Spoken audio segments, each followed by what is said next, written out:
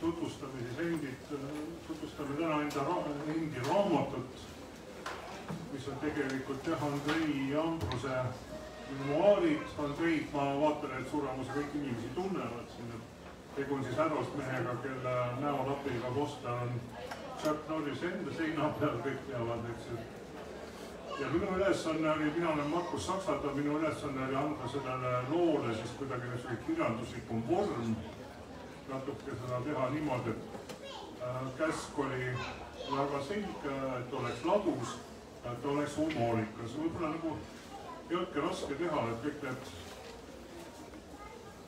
SAS-i ja SPS-i mehed, kes seal olid, välja kujunenud isiksused ja niivõrd koloriitsed värvikad. Et tuli välja võib-olla mõelda mõned seal mingid dialoogid, kuidagi, jah, see jääb nüüd belletristika valdkonda. Aga suurem osa jah, see on hämmastav, mida inimene on nagu üle elanud või üle sees on elanud. Ja neid lugusid enne pole kirja pandud, sellest nagu võttis mitte. Ja mina nagu võtsin selle kirjutamise sellepärast hea meelega enda võlgadele ette, ma tahtsin seda raamatut ise lugeda. Ma tahan selliseid lugusid lugeda ja ma olen selliseid lugusid enne ka nagu üles korjanud neid ka tulevikus.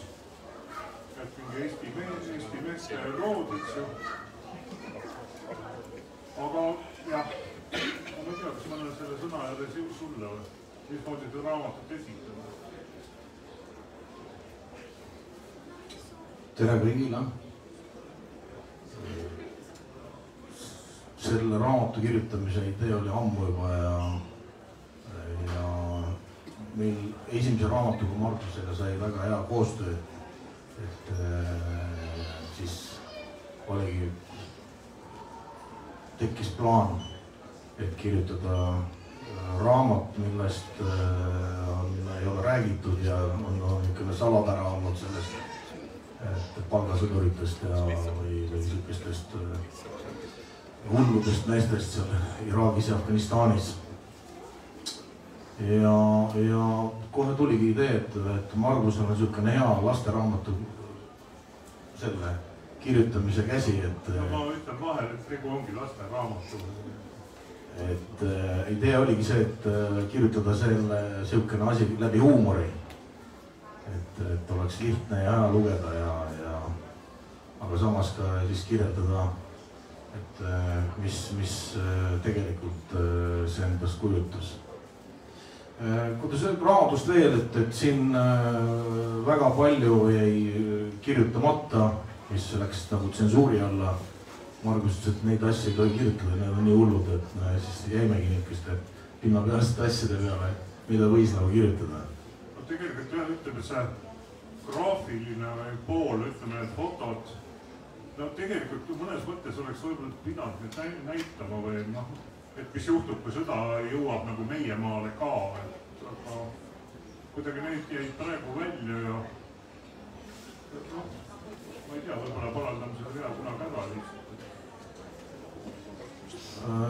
Nii palju veel raamatust, et väga raskelt tuli, et kirjutasin seda raamatut aasta aega ja väga raskelt tuli see raamat. Tuligi nii, et noh, Andrei mälestused, meenutused saime kokku aeg-ajalt, eks ju, siis oli valge viin ja must huumor, aga suurem osa töös käis läbi telefoni ja tõesti tunde ja noh, sest mälu on aeg-ajalt selline niisugune aeg-ajalt selektiivne või aeg-ajalt tulevad uued asjad meelde, eks ju, ja siis tuli nagu ümber kombineerida. Igal juhul selle tööprotsessi ajal me jõudsime üksteist saate ikka igasugustesse kohtadesse, et soov oli nüüd võib rahul jääda, et ükski auto ja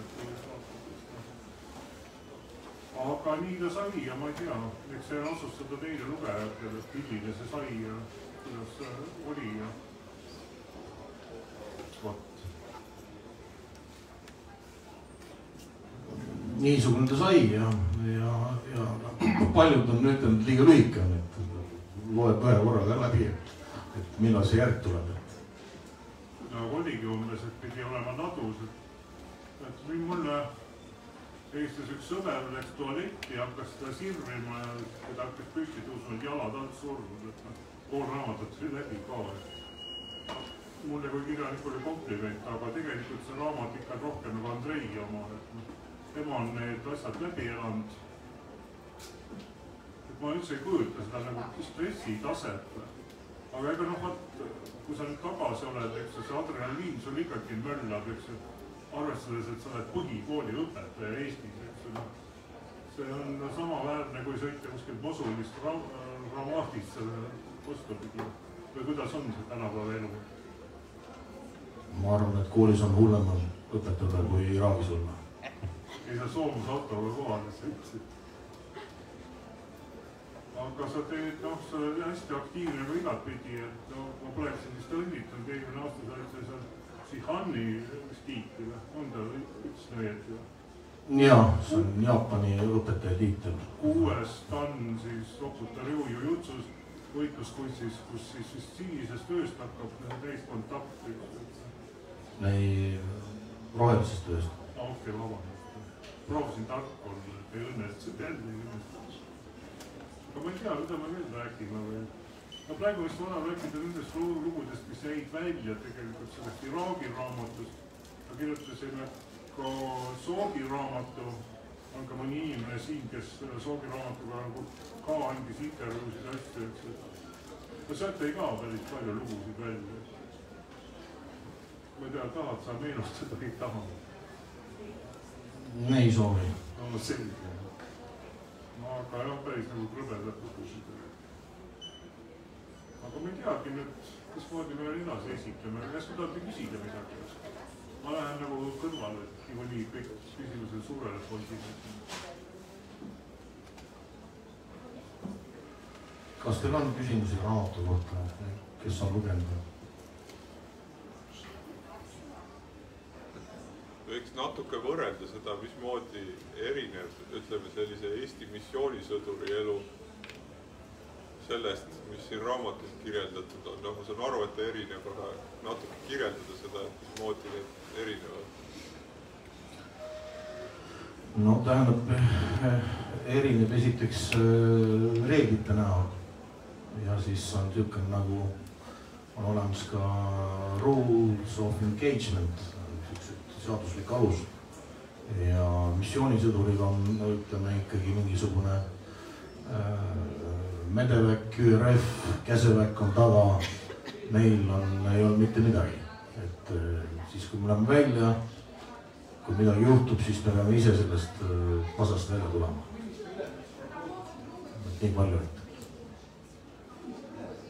Ma sain nagu sellest raamatust nii palju aru, kui kirjutanud, et ameeriklased saaksid teid kohtadesse, kus nad ise mõnikord nagu nina toppida üldse ei tahtnud. No see oligi see, et jah, et kõige ohtlikumatesse ja kõige, ütleme, vabandan väljenduse eest sitematesse kohtadesse saadeti meid.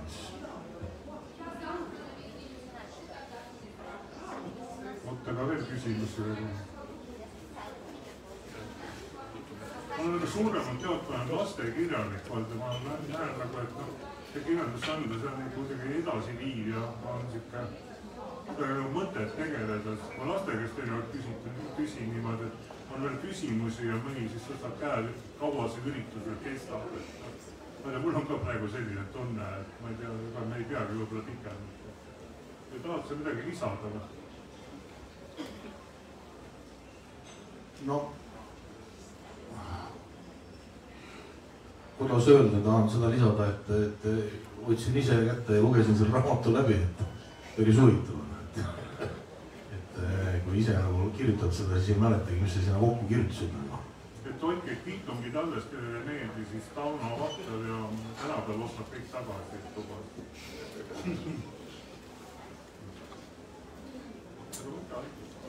Küsi. Jaanus Roomägi, on küsimusi?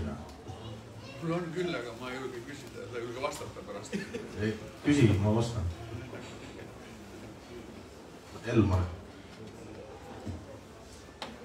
Räägi ikka mõni lugu, mis välja jäi. Mis on see kõige,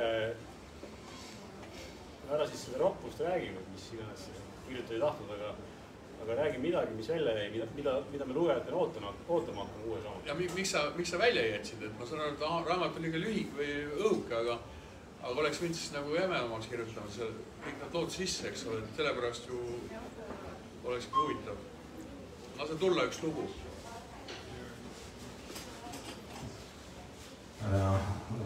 Raske küsimus.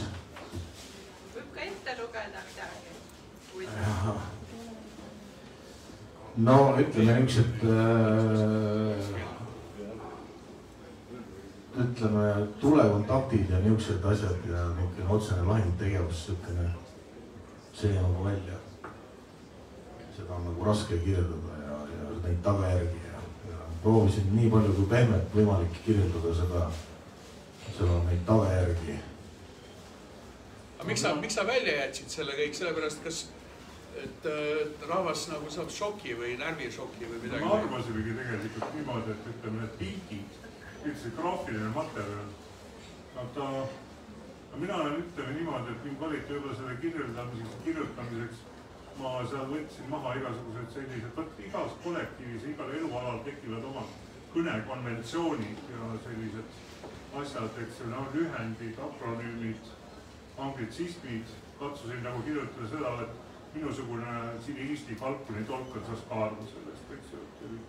Siis mind nagu hämmastama pani, et Iraaki üldse mindi, et minust see korruptsioon tõusis seal veel rohkem, kui ta enne oli. Ega korralikult. No ma loodan, et see tuleb nagu selle loona tuleb välja ka selle, et mingi kindel saab kuskil pukki pooleks aastaks pannakse ja seda üritab nii palju varastada kui vähegi võimalik. Et no ma täpselt nagu ei saa aru, et mis seal nagu muutus siis peale selle, et tapetis midagi inimesi. Mingid poliitilised eesmärgid nii edasi. Aga ma ei tea, on ka ei räägi neid lugu, pole mõtet. Mina neid lugusid kuulsin. Lugege siis raamatust mõni jupp sellest, mille üle te vaidlesite nagu. No nagu näete, ma ei just rääkida, et siin oli meil siin tiimis oli nagu ütleme Andres Seppan, ma ei tea, vaata pildi peal praegu, kellest nagu ei saanudki palju kirjutada, et ta on surnud. Tema on ka ainus siis, kes nagu täitsa nagu õige nimega. Tema juhtis seda Bagdadi lennuvälja eestlane oli ja oli väga huvitav isiksus. Sellega sai hästi palju alati viina joodud ja maailma asju arutatud.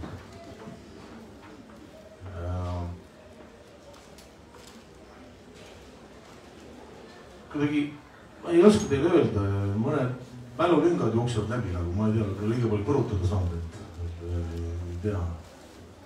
Nagu ma rääkisin, et see raamat on raskelt tuli, väga raskelt tuli, ei vaatad pilte ja tulevad meelde ja siis asjad nagu lüngad, lüknikud ei taha nagu luuletada ka, sellepärast et olla Jaanus vangis, et mõned asjad jäid uduseks ja ei hakka neid kirjutama.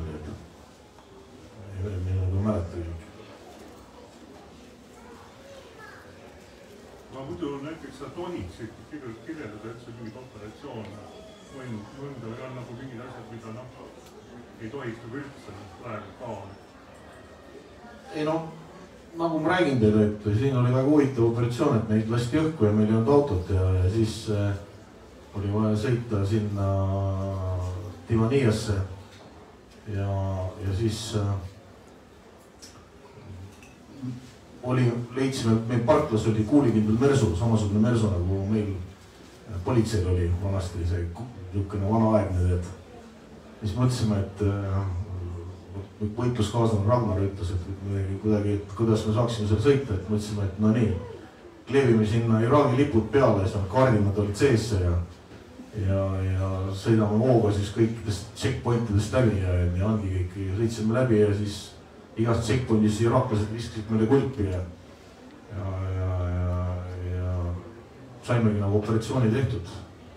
Aga muidugi pärast seda võitluskaaslane Ragnar ütles, et tema enam selle autoga ei sõida, et nii lähedalt teele, et tagumikku pole tundnud.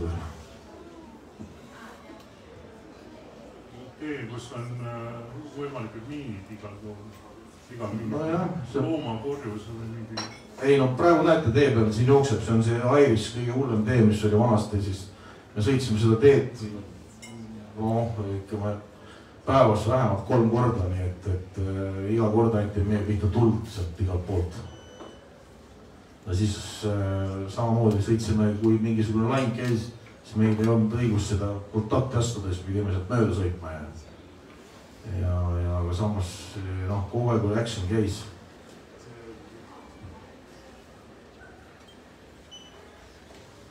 Mina tahtsin tegelikult ka juhtida tähelepanu, et paljud räägivad kuidagi, eks see võõras sõda ja mis need eestlased sinna võtsivad või kuidagi niimoodi. Samas näiteks ühe nagu sellise asjana võiks ju välja tuua, et mis palju oleks õppinud Eesti vabadussõda, kui poleks olnud esimeses maailmasõjas sõdinud Eesti mehi, kes on nagu said oma tuleriistused ja oma oskused, eks ju, et sellest võib-olla läinud hoopis teistpidi. Või miks sa seda tegid? Okei, palk oli suur, aga see on midagi muud ka, eks ju. Kamraadus tekib, eks ju. Ühes soomusautos on koos põlenud. Missioonides sai käidud ja ka nii head nagu ütleme kogemust missioonidel ei saanud, siin sai ikka hoopis 100 korda rohkem nagu seda kogemust üle terve Iraagi. Ja samas selle kogemuse, eks see korrigeeri, kui ma need eksin, oled ju edasi olnud meie kaitseliitlastel ja teistel struktuuridel. No siin on niisugune asi ka, et vaadake see Iraagi konflikt ja praegu võrreldes seda, mis praegu Ukrainas toimub, on ikka täiesti teistmoodi. Sellel ajal nagu droone ei olnud ja kõik Ukraina on nüüd praegu kõik droonide, kogu sõda käib droonidega. No samas, kui sul visatakse, eks ju, ja tukliibelt mingisugune miin või köiega visatakse mingi kumulatiivne lõhkelaen, sul ei lihtsaga see pole ka meeldiv, aga jah. Praegu ilmselt on just, sõda on hoopis teist nägu. Mina pole sõjane, et ma just nagu seisukohta võtta.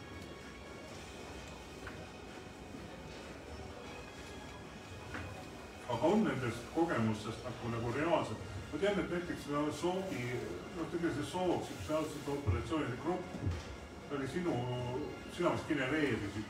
Just Raks ütleski, et sa olid see generaator, mille ümber kõik nagu toimus.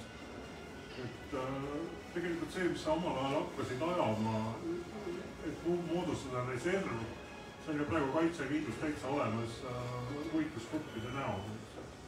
See ongi ju teie nagu välja mõeldus. Ja kõik see meie algatatud, see on nüüd edasi viidud väga hea tasemel. Samas niimoodi, et teha põlve otsas eriüksus, kuskil üle maailma saada ühest kohast, Eesti oli siis ju tegelikult embargo, mis oli. See on midagi, Eesti jonn ja. Aga ma ei oskagi, mina ei oskagi nagu, keegi tahab võib-olla midagi küsida.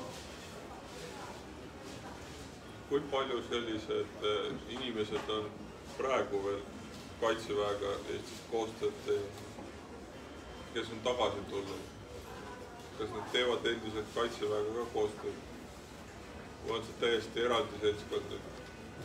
Ei ole paljud inimesed, kes on tulnud tagasi Kaitseväkke. Anda edasi oma kogemust. Taunas Eestimaa on nii hullumeelselt väike, et kõik tunnevad paratamatult läbi kellegi kedagi, eks ju, nii.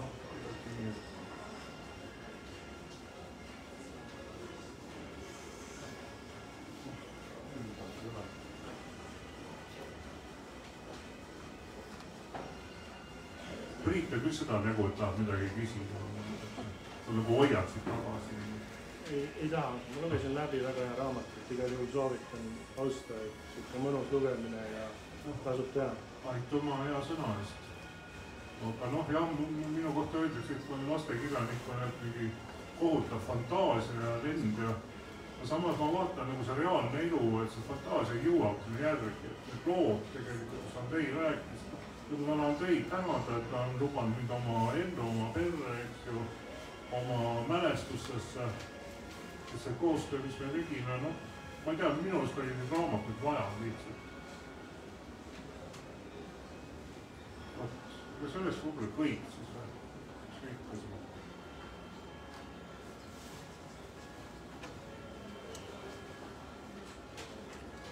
tänan väga. Soovitan hea lugemist. Hakkame ostma raamatut. Raamatud on lihtsalt müügid siin.